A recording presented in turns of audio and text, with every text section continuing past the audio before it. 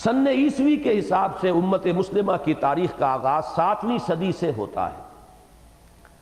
571 یا 570 میں حضور کی پیدائش ہے، 6ٹی صدی کے آخر میں۔ 610 میں حضور پر وحی کا آغاز ہوا، 622 میں آپ نے ہجرت کی۔ ہجرت کے بعد امت کی تشکیل ہوئی ہے، جبکہ تحویل قبلہ ہو گیا۔ پھر 632 میں آپ کا انتقال ہو گیا۔ پھر 30 برس ایڈ کیجئے، 660 تک تقریباً خلافت راشدہ رہی۔ اس کے بعد 90 برس ایڈ کیجئے تو یہ تقریباً 750 تک، یعنی 8ویں صدی کے وسط تک یہ ہے دور بنو امیہ۔ پھر چلیے 750 سے 1258، آخری جو فال آف بغداد میں نے لکھوائی ہے تاریخ 1258، یہ 500 برس ہیں بنو عباس کے، لیکن ان میں ان کی سطوت کا دور جو ہے وہ تقریباً 200 برس ہیں۔ اس کے بعد تو طوائف الملوک کی شروع ہو گئی تھی، نام کا خلیفہ ہے، سلاطین ہے، وہ سلطان وہاں کا ہے، یہ یہاں کا ہے، وہ امیر وہاں کا ہے، وہ والی یہاں کا ہے۔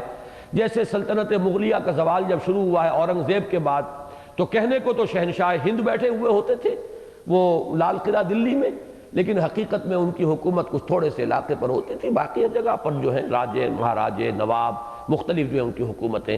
تو یہ ہے در حقیقت تاریخ کا ایک خاکہ، اس لیے کہ حضور صلی اللہ علیہ وسلم کی ولادت باسعادت اغلباً 571 میں ہوئی۔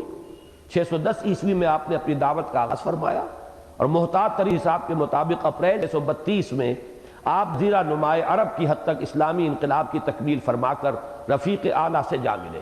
فصلی اللہ علیہ وبارک وسلم تسلیما کثیرا کثیرا۔ اصحاب ثلاثہ یعنی حضرات ابو بکر صدیق، عمر فاروق اور عثمان غنی رضی اللہ تعالی عنہم کے عہد خلافت کے دوران امیین ایک ہاتھ میں قرآن اور دوسرے میں تلوار لے کر ایک سیلاب کے مانند جزیرہ نماء عرب سے نکلے، اور انہوں نے ایک ربع صدی سے بھی کم میں ایران و عراق، شام و فلسطین اور مصر کے علاوہ شمالی افریقہ کے بڑے رقبے پر اسلام کا پرچم لہرا دیا۔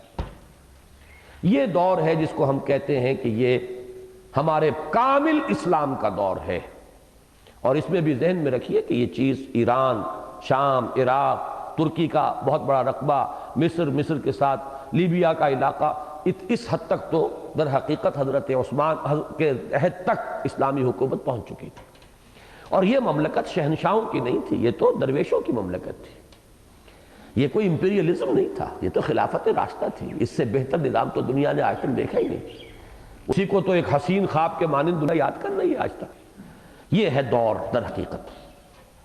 حضرت علی رضی اللہ تعالیٰ عنہ کے عہد خلافت میں تو یہ عمل رکا رہا، اس لیے کہ آپس میں خانہ جنگی یہودی سازش کے ذریعے سے شروع کرا دی گئی، نتیجہ یہ ہوا کہ اب ایکسٹینشن کا پروسیس رک گیا۔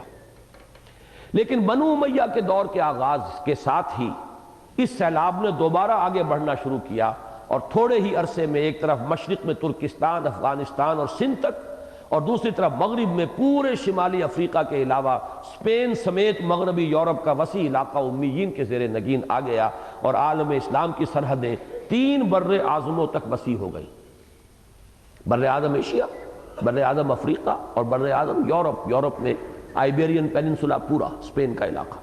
یہی وہ زمانہ تھا جب عرب افواج اندلس سے پیش قدمی کرتے ہوئے فرانس کے عین قلب تک جا پہنچی تھی۔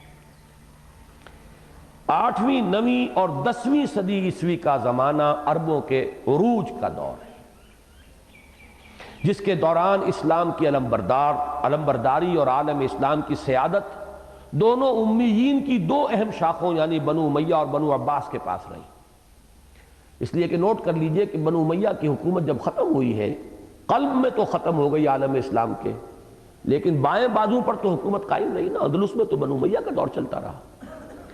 بنو امیہ کے دور تک تو عالم اسلام ایک تھا، سوائے تھوڑے سے 4 سال کے عرصے کے حضرت علی کے زمانے میں 2 حصوں میں منقسم ہوا ہے، لیکن جیسے حضور کی انگلی کے اشارے سے چاند 2 حصوں میں تقسیم ہو کر فوراً جڑ بھی گیا تھا، اسی طریقے سے حضرت علی رضی اللہ تعالیٰ عنہ کے زمانے میں وہ عالم اسلام تھوڑا سا تقسیم ہو کر فوراً جڑ گیا حضرت امیر معاویہ رضی اللہ تعالیٰ عنہ کے عہد خلافت میں، اور پھر یہ پورے یوں سمجھیے کہ 90 برس یہ پوری ایک حکومت تھی، اسپین سے لے کر سندھ تک، ادھر بھی ایس ادھر بھی ایس۔